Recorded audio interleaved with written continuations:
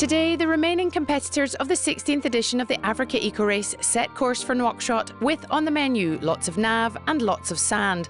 A long stage with 409 kilometres of timed sector and the last for this year in Mauritania. Mathieu Brabant, alias YouTuber Matt Adventure, had been preparing for the Africa Eco Race for 4 years. The Frenchman started in the Motul Extreme Rider category aboard his hand-built Triumph Tiger 900 Valkyrie. Sadly, he had to abandon after the second stage with a mechanical issue. Anthony suggested I continue in the raid. That's the non-competitive category, but I had to find another bike. The same day I broke my bike, another Malmoto rider broke his collarbone. Michel Delay offered me his bike to get to Dakar, and I'm continuing the adventure and seeing Africa this way instead. To compete in a rally like the Africa Race has been a dream since he was young, so this was like a gift from God.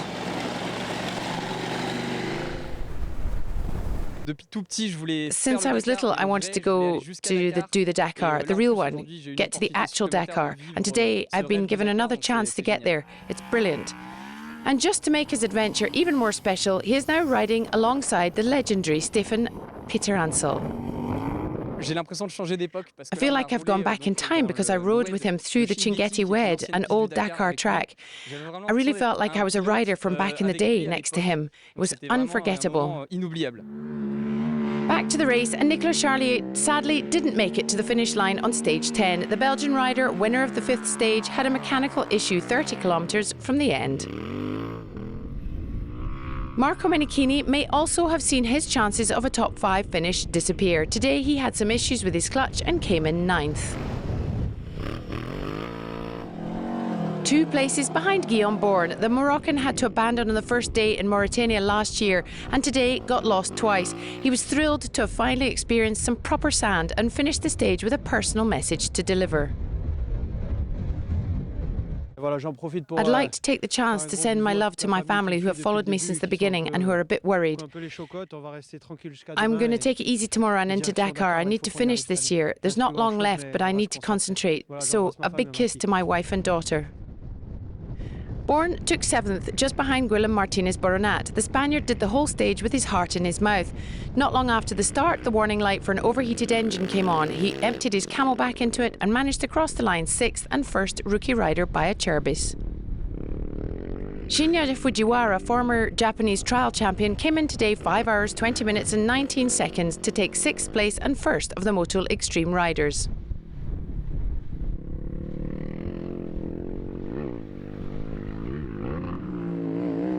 The end of the rally is going to be ridiculously exciting. It's everything on the line tomorrow. Alessandro Bocciuri set off this morning with 9 minutes and 49 seconds over Cerruti in the GC. In the very last dunes of the day, he sank his bike deep into the sand and lost 9 minutes and 40 seconds, meaning he was second today and his lead is reduced to a mere 9 seconds. For tomorrow, I'm only a few seconds ahead of Jacopo. The race will come right down to the last metres. I'm happy that it'll end like that. So, all to play for tomorrow between the 2 leaders. The defending champion, Jacopo Cerruti, won the stage today and has put masses of pressure on his compatriot. The Aprilia rider worked really hard for the stage and is going into Senegal uncertain of the outcome. I had a fantastic day today. I really prepped for this stage. It was great. I pushed hard from the start. I caught up with all the riders in front who were struggling in the dunes. After the dunes, I really went for it. We were super close and I have to open tomorrow. It's the last day and we'll see, but just now I'm really pleased.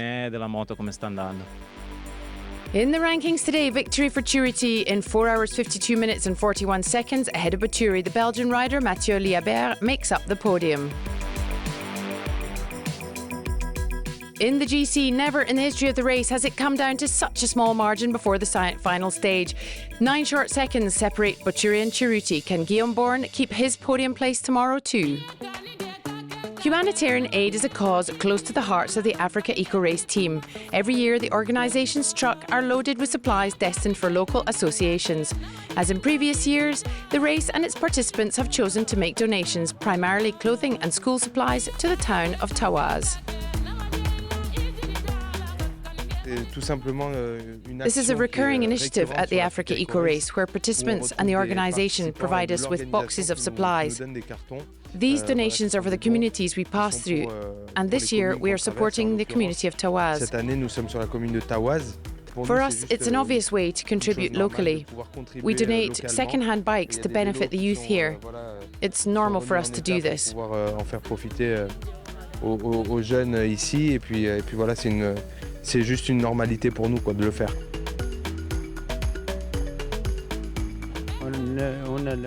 Many thanks to the Africa Race.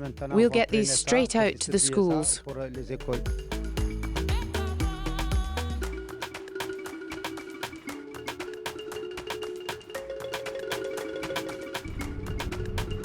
In the car truck SSV category, Gerrit Zermont finished first truck. The Dutchman was fourth overall and is still the leading desert behemoth at the wheel of his man. Another Dutchman was doing well today, and after his experiences in the Rallye du Maroc and the Morocco Desert Challenge, Martin van den Broek had a great day and finished third. No win today for Benoît Fretin, but the final victory is now within his reach. The car is ready to roll and to take him right to the top step of the podium in Dakar. Today on stage 10, the Frenchman had a great time playing cat and mouse in the sand with Pierre Lafay. For 409 kilometres, they were like two kids in a sandbox. It wasn't bad. We got to the refuel point and I had gained 10 minutes. We got stuck in a dune, no problem. When we left the refuel point, we were 2 to 3 minutes behind him. It was really rolling, so we overtook them. We took back 5 or 6 minutes. Then I think they got annoyed. We didn't want to break anything and they really wanted to win. We fought for first place. I think we arrived with 2 minutes between us. It was great fun. We really tried to win. But they didn't. That honour belonged to Pierre Lafay. After winning the first and seventh stages, he found himself once again stage victor in a time of 5 hours, 6 minutes and 44 seconds. No punctures today. He managed the tyres well, but drove like crazy in the last few kilometres to seal the deal.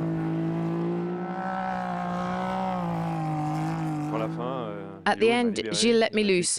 He said, "Go for it, have fun." He helped me a bit and gave me notes. We went for it in the last 30 kilometres. I'd need to look at the splits, but I think we took back some time from our friends.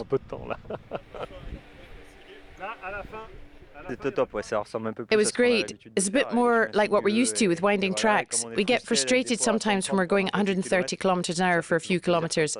It's nice when there are more twists and turns and we can read the route and push a bit harder. There's sand, we hold on, we do some banking. It's really fun.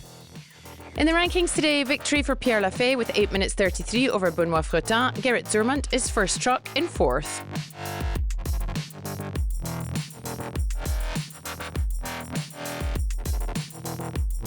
In the GC, Benoît Fretin stays leader with a huge 4 hours and 22 minutes over the SSV of Martin van den Broek. Pierre Lafay is third, ahead of the two trucks.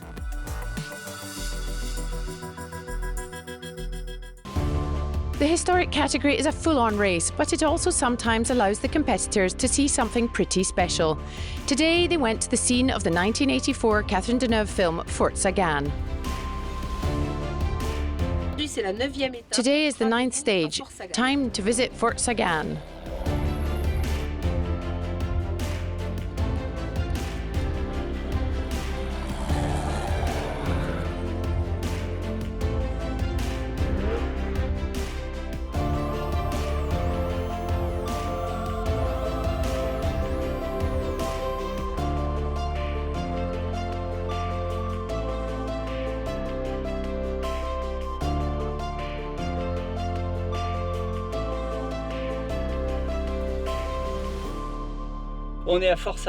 We're at the famous Fort Sagan.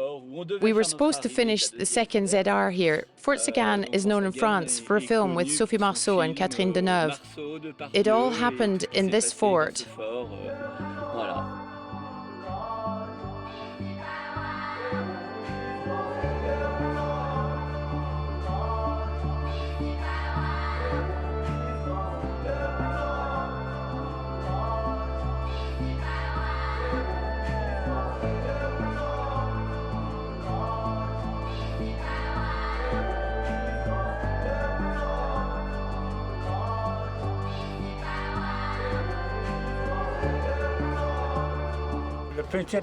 This was discovered by Theodore Monod in 1926, and here this area was full of barbarians 5,000 years ago.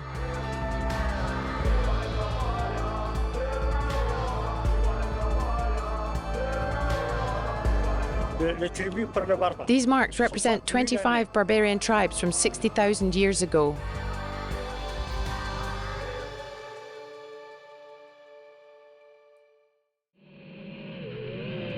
Two ZRs on the menu for the historics today, one of 50, the other of 78. Fabrice Morin at the wheel of Toyota came in third on this final day in Mauritania. Kurt Dujardin, second in a stage full of dunes and technical navigation and where the drivers had to get their shovels out for the first time.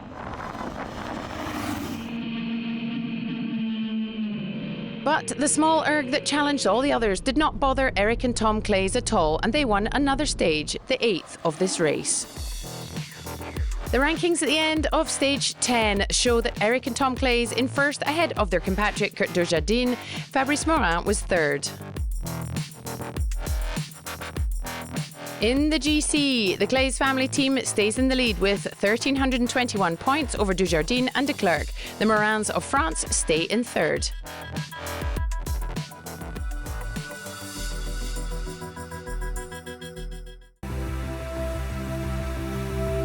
That's all for today. Tomorrow is the 11th stage and one more innovation. After crossing the border into Senegal early in the morning, the competitors will race a brand new stage in the heart of the savannah. And when they finish in Mimpal, the final race results will have been decided. We leave you for now, though, with some of the best images of the day. Bye-bye.